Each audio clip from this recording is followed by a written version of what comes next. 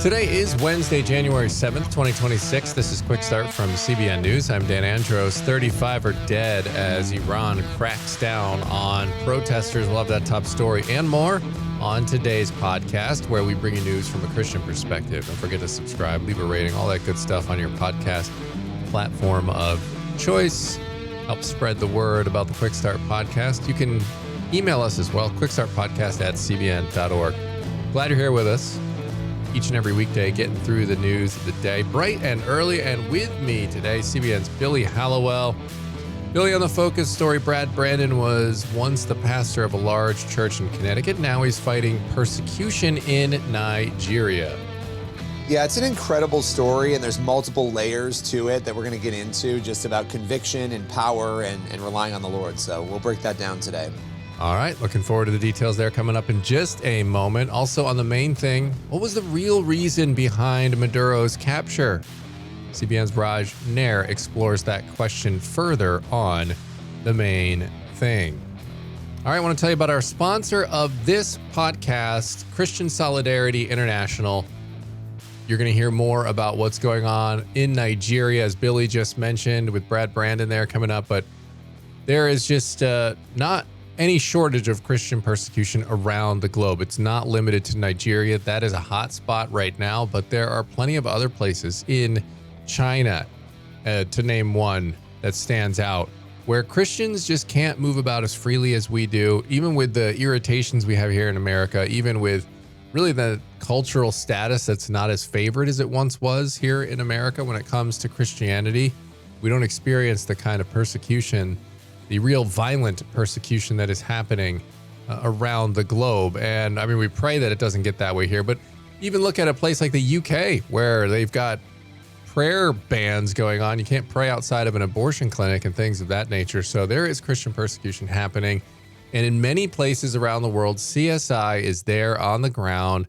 They are meeting immediate needs, food, shelter, medical care, those sorts of things, while coming alongside pastors and church communities and families who have lost everything, and they try to help as best they can on the ground there, and they do a fantastic job. So if you want to be the hands and feet of Christ to persecuted Christians around the globe, go to csi-usa.org.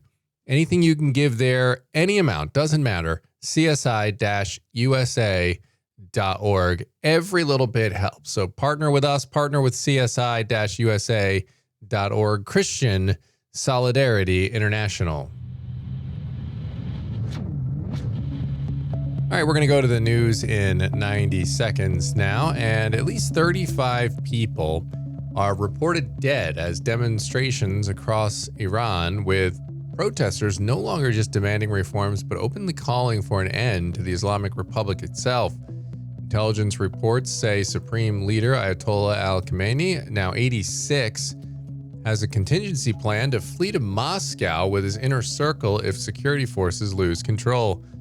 Terrorism expert Dr. Amir Hamidi tells CBN News this is not another routine uprising, but a potential turning point after nearly 5 decades of repression, with chants rejecting foreign entanglements and calling for a new future for Iran. Iranian officials are deflecting blame outward, shocker, accusing Israel of inciting unrest, while Israel denies interference and warns Tehran's influence stretches beyond the Middle East.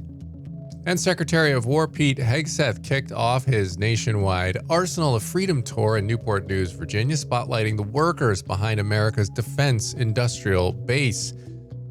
Standing in front of the USS Oklahoma, a Virginia-class submarine, Hegseth told shipbuilders they are essential to victory, calling them the engine of the arsenal of freedom. You can check out that full report from CBN's Caitlin Burke over on the CBN News webpage at cbnnews.com. It's also on the YouTube page as well. You can find it in there among our reports to see what is happening there, what Hegseth's up to with this Arsenal of Freedom tour.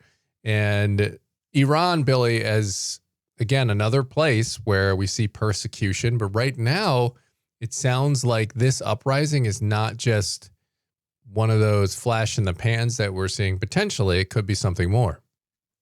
Yeah. I mean, I think that it's interesting, and we talked a little bit about this on yesterday's show, I believe, but when people start to stand up against evil, when you have the United States as a country saying, well, we're not going to tolerate this, and you can debate the reasons why we're doing things in Nigeria or Venezuela or Iran. When that starts to happen, it puts other people on notice as leaders. But I think what it sends, the message it sends to the people, is that, you know what, maybe there's going to be support for us if we stand up and speak out. And so you do wonder, we can't read people's minds or their hearts, but you do wonder if that's what's going on here. If you're going to see more of this in other countries too, where people are like, well, wait a minute, is America going to defend us, or are people going to at least give us some kind of support? Maybe it's worth the risk then. And so, and also you just have the decades and decades and decades of demonic evil chaos that's been inflicted Yeah. on people, and they're reacting to it. Yeah, ready for something new. So we will certainly keep you posted on that over at cbnnews.com and the CBN News YouTube channel. All right, we're going to go to the focus story now. As we mentioned there just a few moments ago, Brad Brandon was once the pastor of a large church in Connecticut, now fighting persecution in Nigeria, of all places. So tell me about what's going on here. Yeah, this is interesting. I've really come to love Brad's story. As you mentioned, he had a big church in Connecticut, and he started feeling uncomfortable with, the comforts that he had in his life. He said, I got very comfortable being a pastor. I had just taken the helm of a pretty big church up here in Connecticut, and I had a corner office, windows on all sides, and I kind of had arrived. But despite arriving, he felt like his relationship with God had gotten very stale. And that's how he described it, and even stagnant. He said it left him deeply questioning his faith and his ministry. And, that's an interesting place for a person to be, especially a faith leader or a pastor, because here you are, you've ascended, you've made it where you want to be, and yet something is holding you back or making you feel like maybe you're in the wrong place. He said, I started thinking things like, boy, is this all there is to my relationship with God? I should just go play golf on Sundays. What am I doing? And he said he pressed into God like he had never pressed into God before. So rather than running that way or running the other way, he started digging into God. And he said, just through prayer and asking him to reveal himself, telling him, I need to know you deeper. I need to know you more. I'm not satisfied in my relationship with you.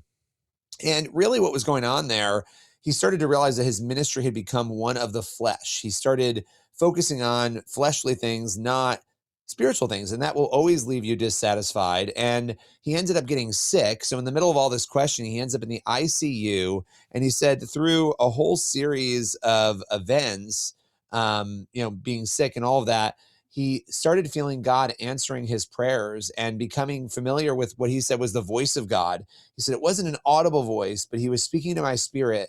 I had never had that experience before.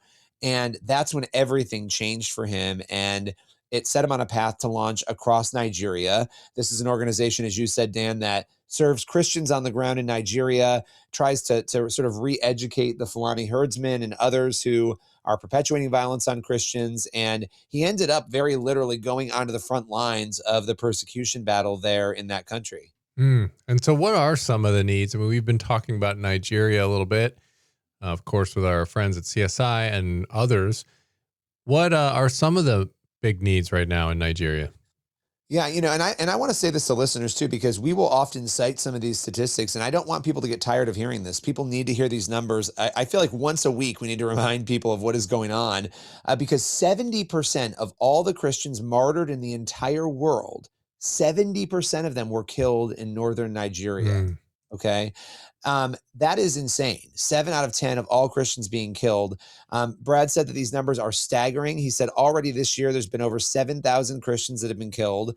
And he works in these areas. He spends most of his year in northern Nigeria helping the persecuted Christians. They have a refugee center there. And so obviously the presence of a refugee center tells you that one of the other needs is that these Christians are driven from their homes, driven out by extremists. They lose their property. They lose everything.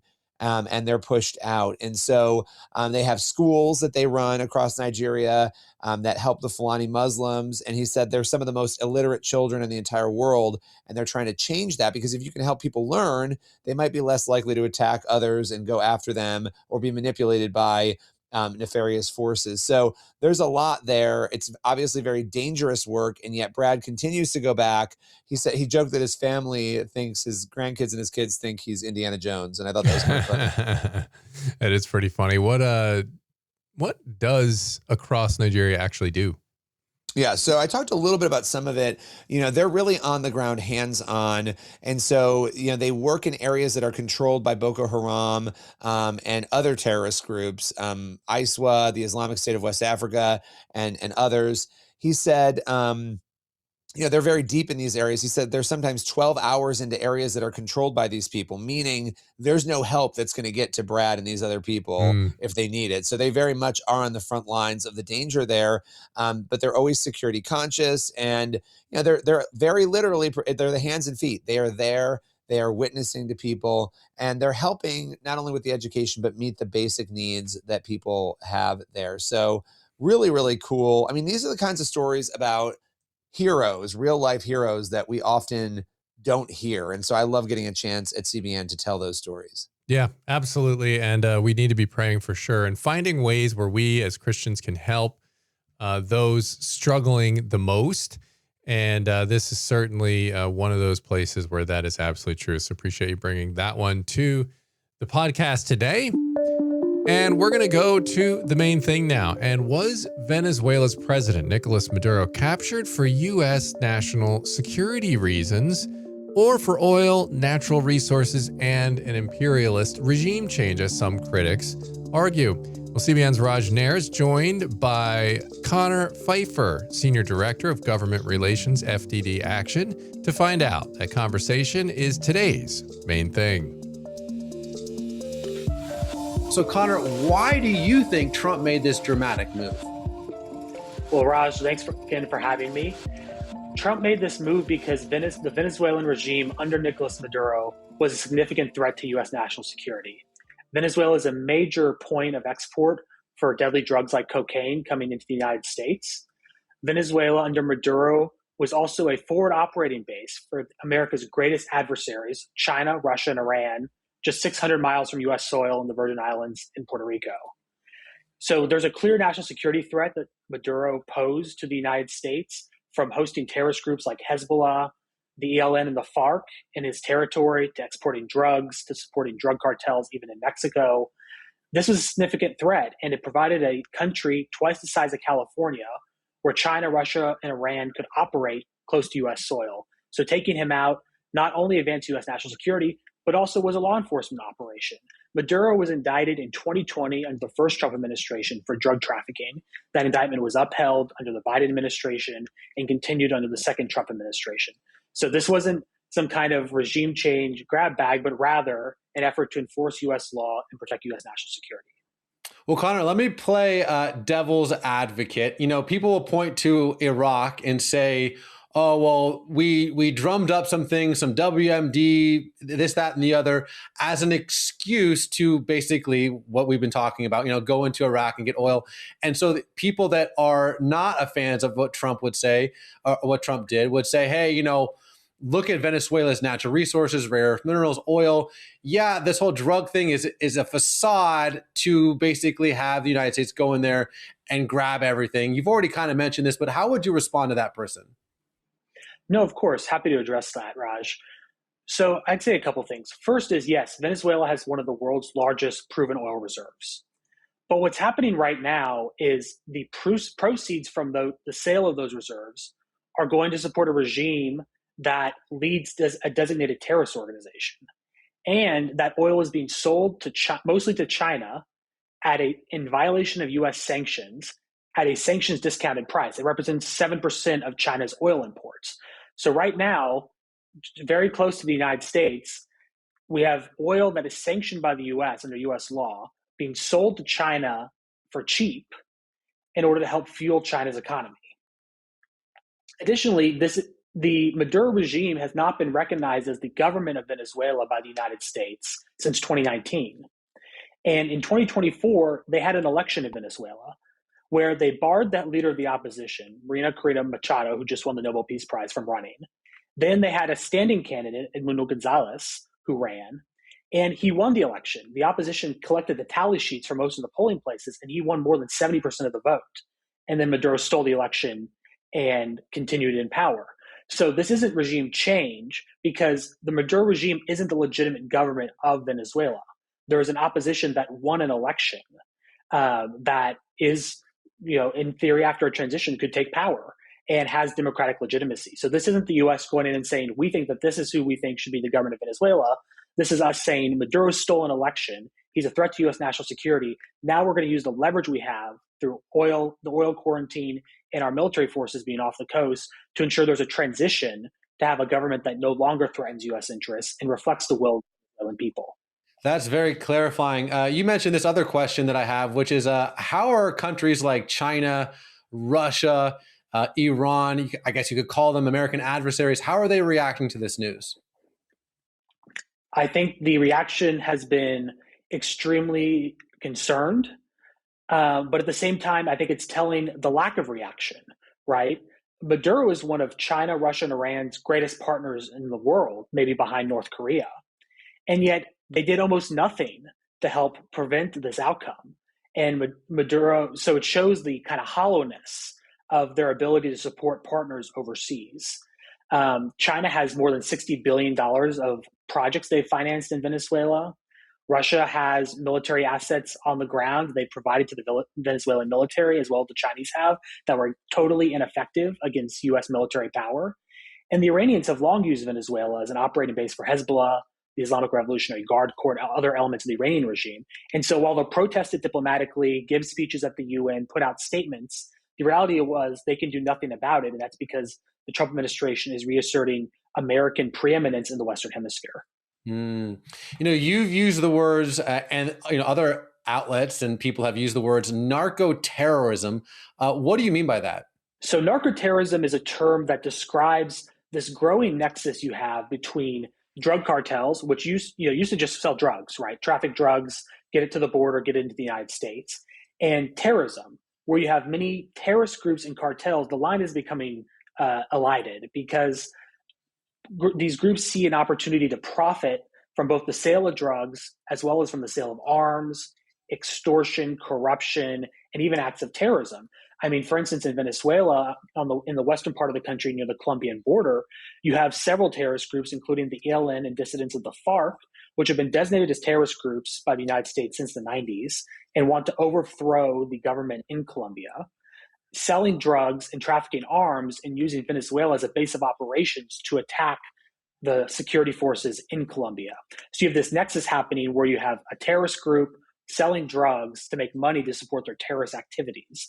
And that's what the Maduro regime has been doing. You have the Cartel de los Soles, the Cartel de Sons, which the United States in court filings alleges is run by the Maduro regime, Maduro and his regime, that sells drugs and allows these terrorist groups to operate in order to provide profits for repression of the Venezuelan people and to further support their illicit activities in Venezuela and other parts of the region.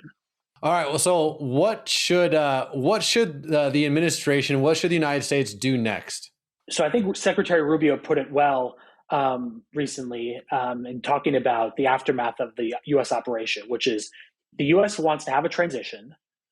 It has significant leverage to do so because of the quarantine of oil exports from Venezuela and the U.S. military presence in the region, and has three main goals in terms of U.S. national security, which is stop the drug trafficking, kick out Iran and other adversaries like Hezbollah and terrorist groups that are operating in Venezuelan territory as a threat to the United States, and stop the export of use of Venezuelan oil to support U.S. adversaries like China, Russia, and Iran. And in terms of the Venezuelan people, give them an opportunity at a time when that's possible to have a government of their choosing through elections, and then create a pro-American Venezuela with opportunities for U.S. investment. And so in order to make that possible, go ahead. No, go ahead. In order to make that possible, you have to have continued pressure on the remnants of the regime to support that kind of a transition, because there are still significant figures in power, in control of the military, the security forces, who might not go along with this and will need continued U.S. pressure to make sure they comply with negotiations and demands from the United States. Okay, so maybe my last question, and we'll circle back to the original discussion. If Nicolás Maduro, his regime was not official, not what the people voted for, right? He was, however you want to call it. Then you have literally, terrorist organizations like Hezbollah and organizations like the IRGC operating in Venezuela. It's an illegitimate government doing illegitimate things, supporting, breaking all these like boundaries that the United States have set. The question that I think has to be asked then is why are so many American political leaders opposed to this? This seems like, from how you're painting it, a very obvious decision that needed to be made. So why are so many American politicians lambasting the president's move here? Well, I think some of it comes down to politics, right? There are members of the party opposite the president who have concerns about this move. And I think some of it's from a reticence of the use of U.S. military power, right? This was a stunning display of U.S. power, but at the same time, what comes next matters. And so I think what people need to understand is, what was the threat that the operation was addressing? The operation was successful of its immediate objectives. And then now the question is, what do we do next and make sure that this turns out well for the United States? Because there's famously the Pottery Barn rule. There's famously the Pottery Barn rule. If you break it, you got to take care of it, right? And so now the administration is going to have to address what comes next in Venezuela, and they're signaling that they want to do that. And there's an opportunity for them to consult with Congress on what that looks like, to make the case to the American people about what they're doing in Venezuela and why that matters. But it's my view that this action was completely justified. It was signaled that something like this could take place. And now we're going to see what happens next. I appreciate that conversation there. That's going to leave us with time on the podcast today for one last thing. We got 2 Timothy 1:7. For the Spirit God gave us does not make us timid, but gives us power, love, and self-discipline. I love that verse. I think it's so important and powerful. And we see that in Brad's story: self-discipline, power, not being afraid. He's a hero, and it's amazing. Yeah, and following scripture like that, just a reminder that God equips us with exactly what we need. All right, so we're going to leave it on this edition of the Quick Start Podcast. As always, get on over to cbnnews.com, faithwire.com for more news from a Christian perspective. God bless. See you back here tomorrow.